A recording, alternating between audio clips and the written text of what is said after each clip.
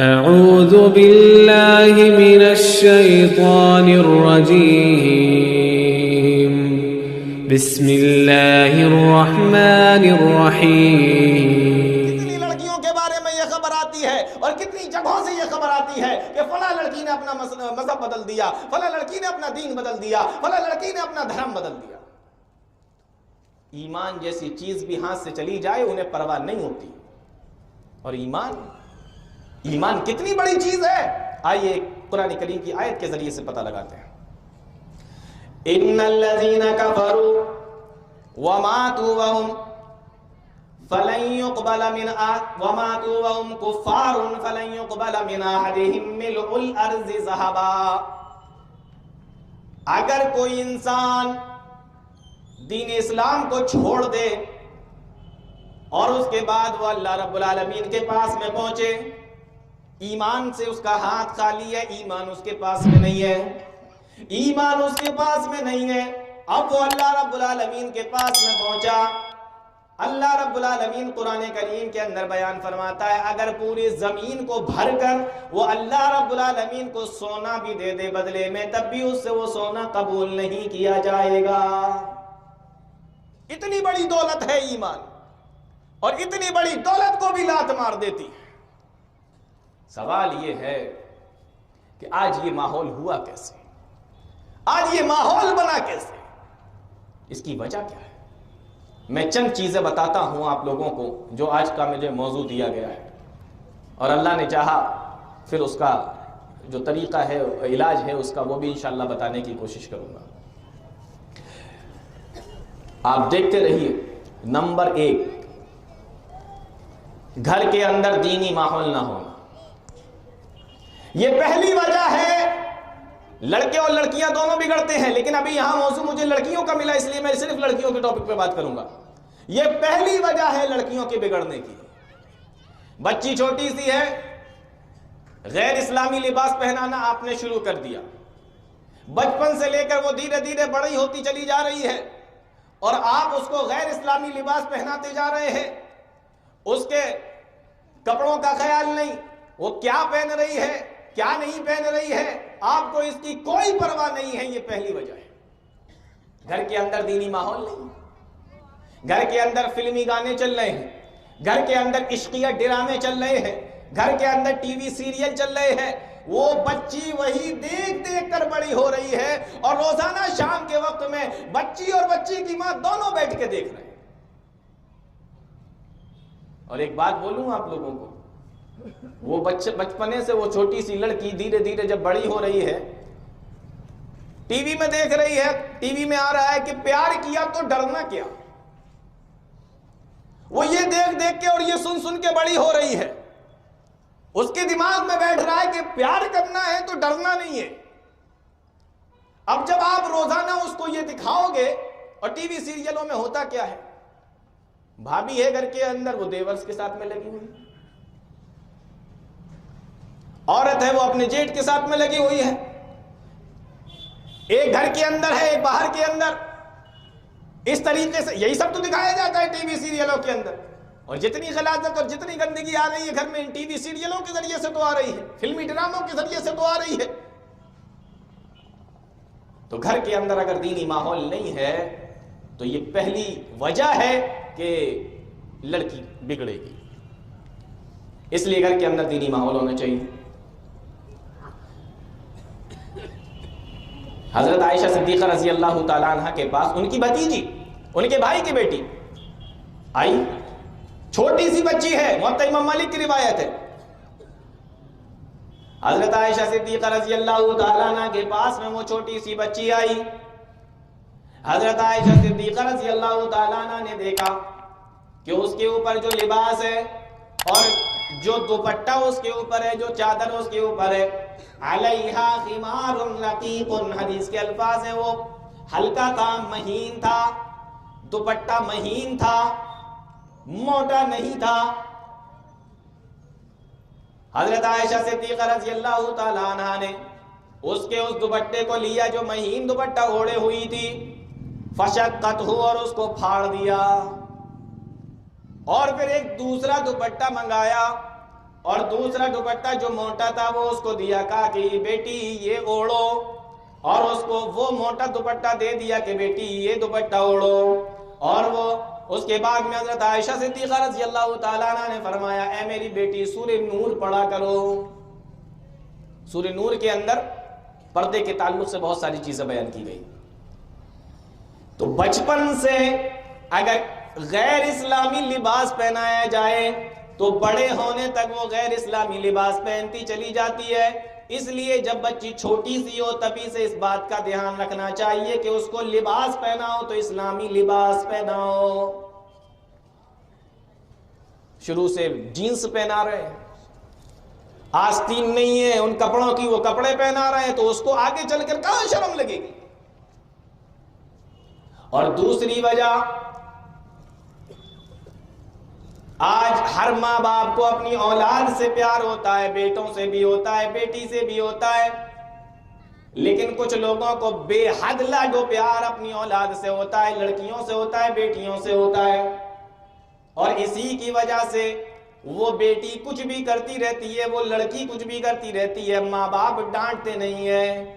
اگر باپ نے کچھ کہہ دیا تو ماں فوراً اس سے لڑنے لگتی ہے، اور ماں نے اگر کچھ کہہ دیا تو باپ اس سے لڑنے لگتا ہے۔ یہ بے حد لاڈو پیار اگر آپ دکھا رہے ہیں تو یہ دوسری وجہ ہے کہ آپ کی بیٹی بگڑ سکتی ہے۔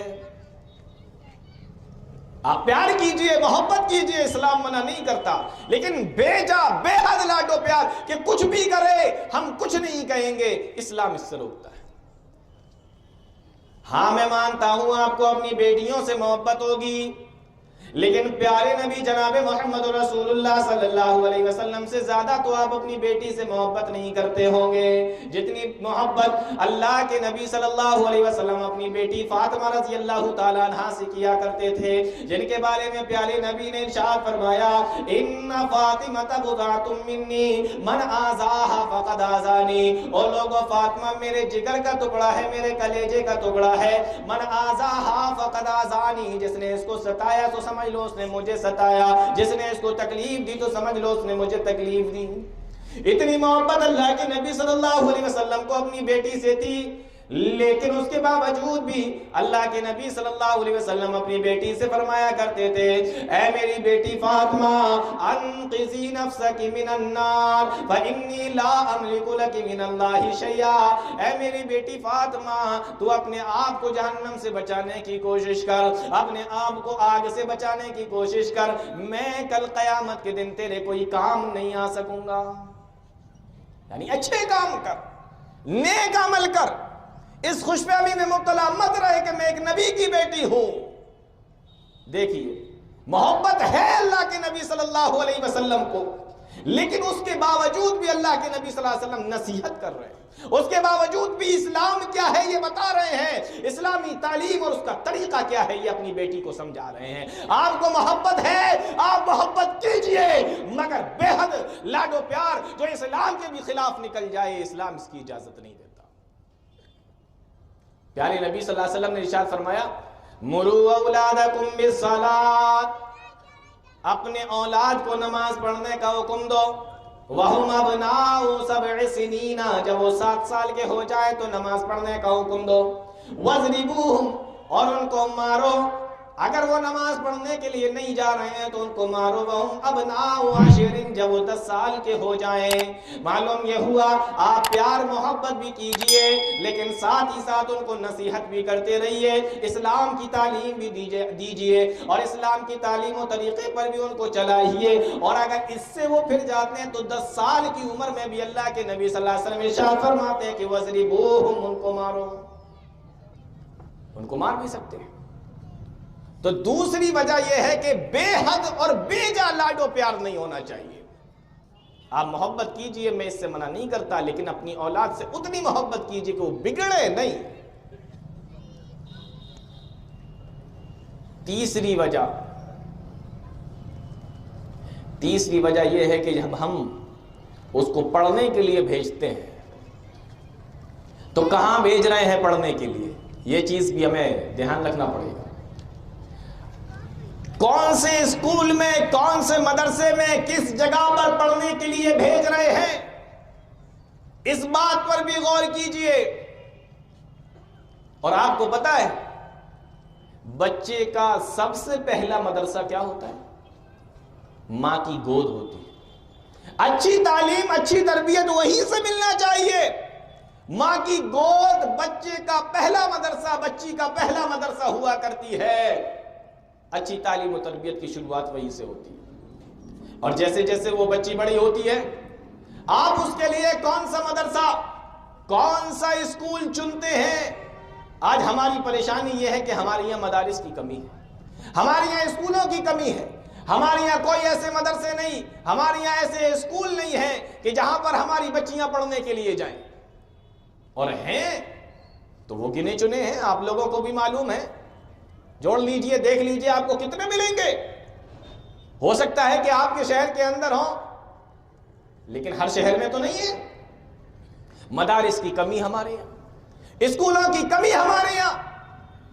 اب ہم ان کو بھیج رہے ہیں کانوینٹ اسکولوں میں پڑھنے کے لیے، اب ہم ان کو بھیج رہے ہیں عیسائی مشنری کے جتنے اسکول چلتے ہیں ان میں پڑھنے کے لیے، اور وہاں پڑھنے کے لیے جا بھی رہی ہیں تو وہ اسکول بھی دیکھو ایسا ہے، وہ کالج بھی دیکھو ایسا ہے کہ اس میں مخلوط تعلیم ہوتی ہے، بچے اور بچیاں دونوں ساتھ میں بیٹھ کے پڑھتے ہیں۔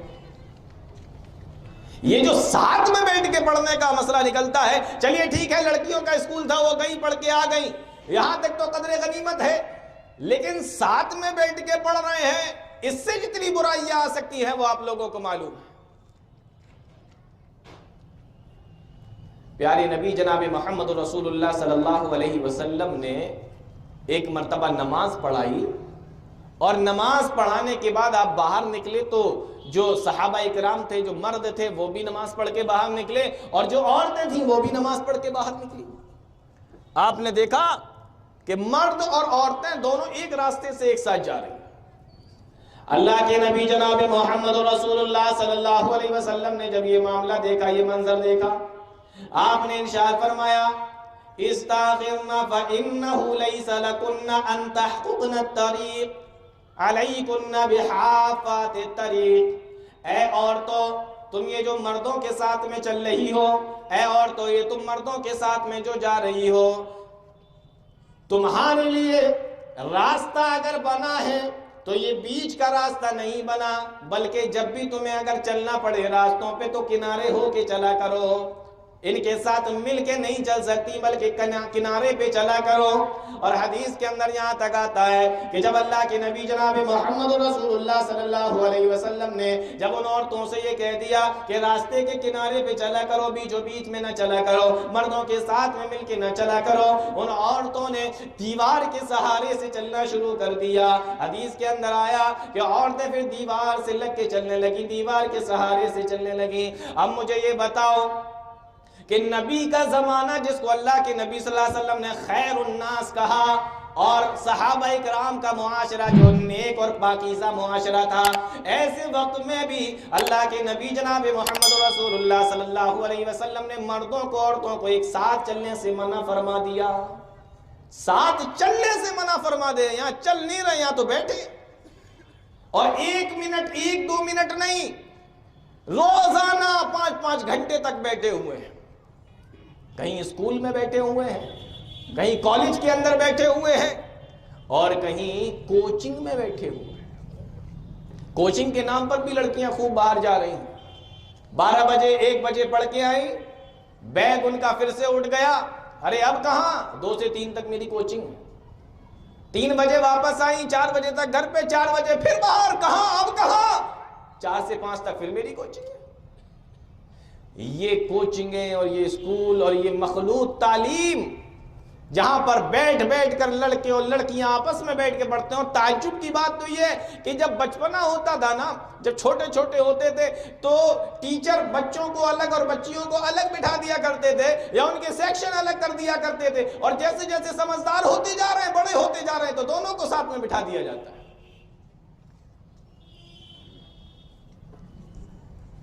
اللہ کے نبی جناب محمد رسول اللہ صلی اللہ علیہ وسلم نے ایک حدیث کے اندر ارشاد فرمایا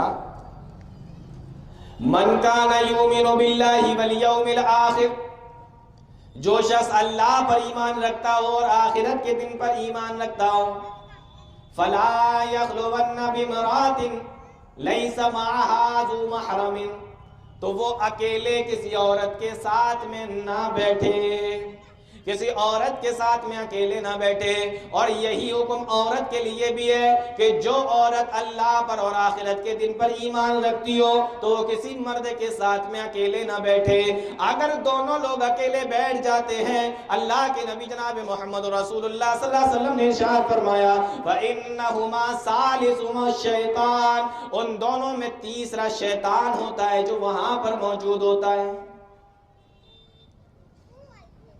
اب آپ سوچ رہے ہوں گے کہ ہم تو بہت متقی ہیں، ہم تو بہت پرہیزگار ہیں، یا لڑکی یہ سوچنے لگے کہ ہم تو بہت متقی ہیں، بہت اللہ والی ہے، بڑی پرہیزگار ہے، کچھ نہیں ہوگا۔ نہیں، پیارے نبی صلی اللہ علیہ وسلم نے فرمایا نیک ہو چاہے بد ہو، اگر دو ایک لڑکا اور ایک لڑکی مل کر بیٹھے ہیں، اللہ کے نبی صلی اللہ علیہ وسلم فرماتے تیسرا اس میں شیطان ہوتا ہے، وہ اپنا کام کرتا جاتا ہے۔ تو میرے بھائیوں، تیسری چیز مدارس اور اسکول کی کمی، اور پھر ہم بھیج بھی رہے ہیں پڑھنے کے لیے تو مخلوط تعلیم۔ اس لیے میرے بھائیوں، اگر مدرسے نہیں ہیں، اسکول نہیں ہے، تو کم سے کم اتنا تو کر سکتے ہو کہ ان جگہوں پر پڑھنے کے لیے بھیجو جہاں پر بوائز نہیں جاتے، صرف لڑکیوں ہی لڑکیوں کا مدرسہ ہے۔ اور چوتھی چیز میں یہ بتا رہا تھا کہ آج لڑکیوں کے اندر جو بغاوت اور ان کے جو بگاڑ ہمارے اندر آئے ہیں، اس میں ایک وجہ یہ بھی ہے کہ آج ہم بچیوں کی شادی وقت پر نہیں کرتے، لڑکیوں کی شادی وقت پر نہیں ہوتی۔ ابھی عمر ہی کیا ہے، ابھی تو چھوٹی ہے، ابھی بڑی ہو جائے، ابھی فلاں کورس کر لے، ابھی فلاں پڑھائی کر لے، اس کے بعد میں شادی کریں گے۔ کچھ لوگوں کے پاس تو یہ بہانے ہیں، اور کچھ لوگوں کے پاس میں جہیز، ابھی جہیز اکٹھا نہیں ہو پایا۔ میں کہوں گا یہ بہانہ نہیں ہے، یہ تو ہم لوگوں کے اوپر ایک نحوست ہے کہ ہم جہیز کو لے کر آئے۔ کتنی لڑکیاں گھروں کے اندر ماں باپ چاہتے ہیں کہ ان کی شادی ہو جائے، ماں باپ چاہتے ہیں کہ ان کی بھی شادی ہو جائے،